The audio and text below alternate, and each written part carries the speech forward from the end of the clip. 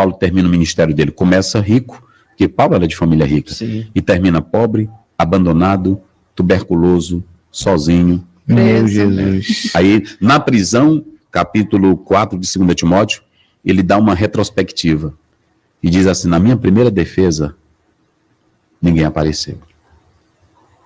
Paulo foi abandonado por grandes companheiros do ministério. Paulo foi abandonado pela igreja. Na minha primeira defesa, ninguém apareceu. Se hoje Paulo fosse vivo, tem estatística aí, estatísticas, tantos pastores se suicidando nos Estados Unidos, tantos pastores se matando, mas você sabe o que é? Decepção não com o chamado, decepção com o próprio ministério que ele achava que ia dar o estilo de vida que ele queria. Porque eu tenho que saber que eu fui chamado para esse ministério, e nesse ministério eu não vou ter glória. Nesse ministério eu não vou ter status. Nesse ministério eu não vou ter nome. Vocês sabem qual é o maior problema? É que quando alguém entra para um ministério pensando que aqui é lugar para ser feliz. Muitos entram pensando que ministério é um lugar para se fazer.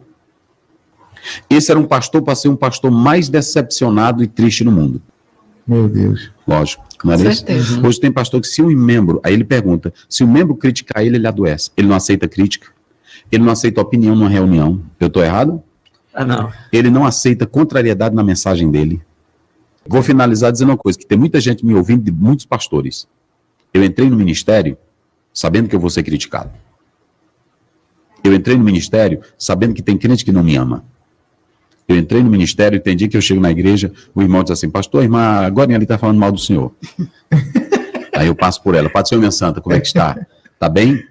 Porque ela não é o meu chamado. Meu Deus. Ela não é o meu chamado, vocês entenderam? Então, se o irmão, ele pegar na internet, eu vejo aí na internet, eu não concordo com o pastor, eu não estou me importando se ele concorda.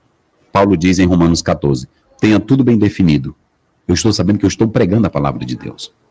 Eu não estou pregando ideias minhas. Sabe qual é o maior problema? Quando eu vou para o púlpito com ideias, quando eu vou com Bíblia, eu não peço perdão. Paulo tinha decepção? Não. Paulo tinha frustração? Não. Paulo tinha lágrimas, Paulo tinha medo, Paulo tinha temores, mas ele disse assim, olhando para trás: eu combati o bom, Combate. acabei a carreira, Guardei a fé. agora o que me aguarda? Ele nunca aguardou nada daqui. Meu Deus. Sabe qual é o maior problema, pastor Felipe? É quando eu aguardo um crente me parabenizar.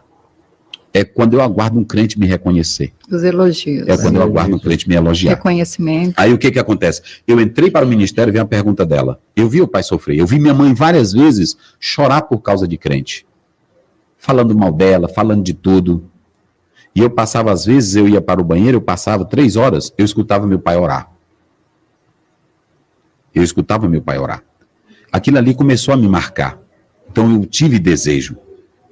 Eu quando fui para o ministério, na época, não tinha ainda esse glamour que tem hoje. Não tinha nada disso. Inclusive, quando eu fui, era numa época, não vou citar o nome aqui dessa igreja, que é a terceira maior hoje do Brasil, mas quando eu fui, era a igreja que estava mais sendo ridicularizada, e quando eu passava na rua de gravata, que eu sou de gravata, aí o pessoal dizia: um pastor vagabundo, pastor sem vergonha.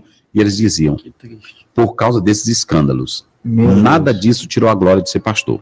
E para finalizar, eu vou dizer o seguinte: quem sabe e coloca a sua vocação no chamado, pode ter o que tiver, mas você nunca vai se decepcionar. Amém. Porque você sabe quem te chamou. Sabe da sua vocação. Pronto, é só isso. Eu agora, sei em quem tem um Cristo. Ah, verdade. Agora, quem entra para o ministério? Porque é o seguinte, o papai colocou, a mamãe colocou o porquê quer fazer a vida, ele vai se suicidar. É isso aí.